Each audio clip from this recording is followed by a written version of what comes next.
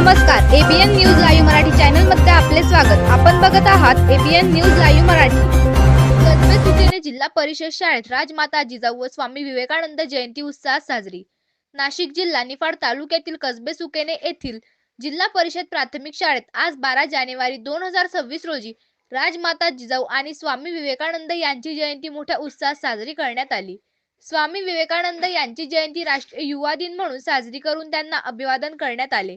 इयत्ता दुसरी, तिसरी आणि चौथी मधील विद्यार्थिनींनी राजमाता जिजाऊंची वेशभूषा साकारली होती.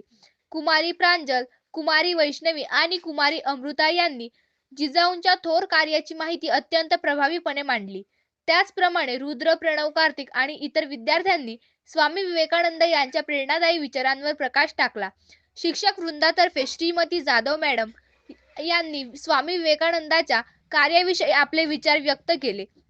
श्री दंडगावाड सर यांनी राजमाता जिजाऊंच्या स्वराज्य उभारणीतील योगदानाची सविस्तर माहिती विद्यार्थ्यांना दिली. या प्रसंगी श्रीमती गायके मॅडम यांनी उपस्थित सर्व विद्यार्थी आणि शिक्षकांना बालविवाह प्रतिबंध शपथ दिली.